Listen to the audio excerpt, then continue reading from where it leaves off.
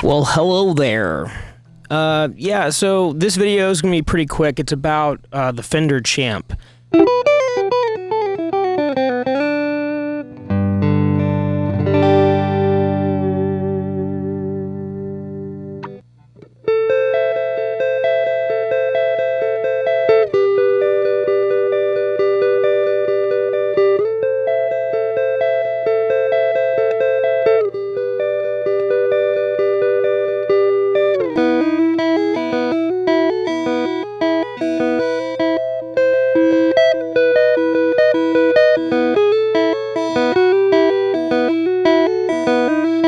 I was just playing nonsense, absolute nonsense right there. But anyway, I think I showed at least kind of what the Fender Champ sounds like on like an electric guitar, specifically a single coil pickup guitar. This is just a 1950s pickup style Strat. It's like a Mexi-Fender thing from the 90s.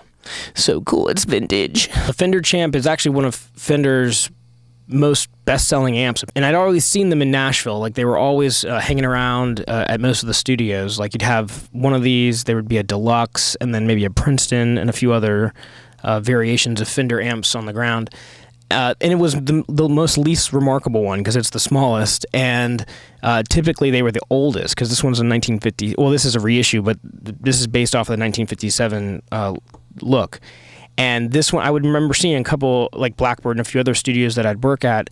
This amp would be sitting in some of the rooms, depending on which session was going on, and they would be beat the fuck out of. I mean, we're talking like, looks brand new because I bought it at Sweetwater from Mr. Randy Poteet. Randy actually is probably one of the most knowledgeable guitar people I've ever met, and he's the one who turned me on to this. And he said, you should try the Fender Champ. And I said, the 5-watt amp from Fender? Like, it looks like a practice amp to me, because that's actually what it was meant to be initially. It only has one knob. It has a volume knob. And every amp I've ever played in my entire life, you kind of start at 3 or 4, maybe 5, like kind of get, test your feet in the water a little bit. If you just throw it on, if you crank it all the way to 12, you might blow something. That's kind of how I've always operated. I don't know about y'all.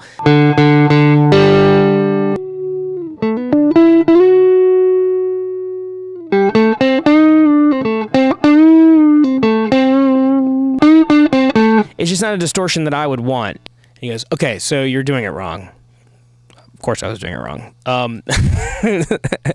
Because, okay, so this thing is only 5 watts, right? So the whole trick is you kind of pull a spinal tap. And what do I mean by that? This amp goes to 12. And that is pretty cool. Not really. It doesn't really mean anything. I don't know why they chose 12, but because it's one more than 11. But anyway, the point is that you got to have that thing cranked the entire time you are using this amp. If you have clean power, killer. If you don't have clean power, well, you're kind of fucked. It's always going to be noisy, and you can't really get around that. But it's not so noisy that you can't use it in a recording. In fact, it sounds to me like some of the best cleans you can get. Apparently, Eric Clapton did too. I think that's where the myth came from. My guitar is set to like 3 or 4. It's not even halfway on, and that's so that I don't overload the front end. So here we go.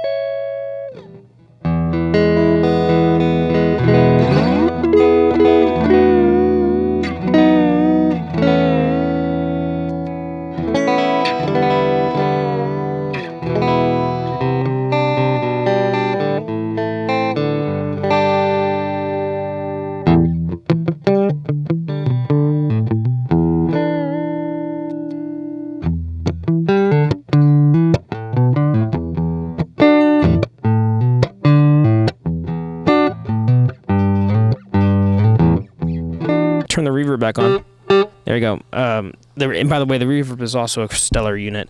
Here we go. And also, it does work with the chimey, shimmery delay that you hear all the time in modern recordings, but I think what it excels at is not having that stuff and having more of a direct, kind of raw analog sound.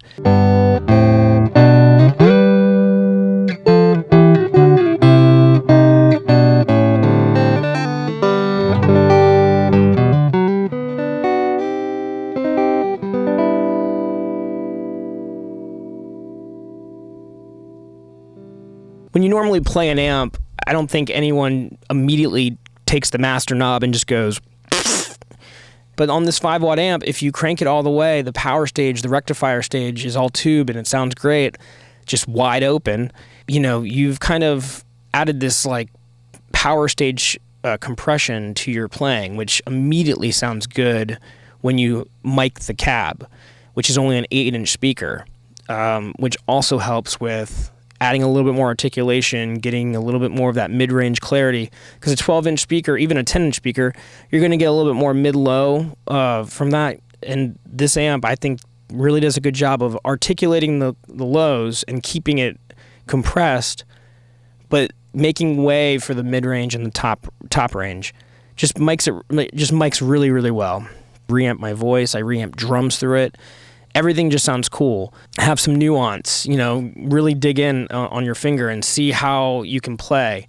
And I honestly recommend a compressor pedal. And if you use the compressor pedal, pull back the output of the compressor. Compress yourself the way you would want so that you can have that clangy, you know, clickety-clackety, over-attacky sound if that's what you're going for. But then lower the output of the compressor so that the thing won't distort. You'll get that natural output compression that we're talking about. I think they're one of the best recording amps that you can buy. I think at least it's my best friend. I have it in this room for this reason. I'm gonna stop talking because I think we've got enough here. I think. But yeah, that's the Fender Champ. Fender Champ.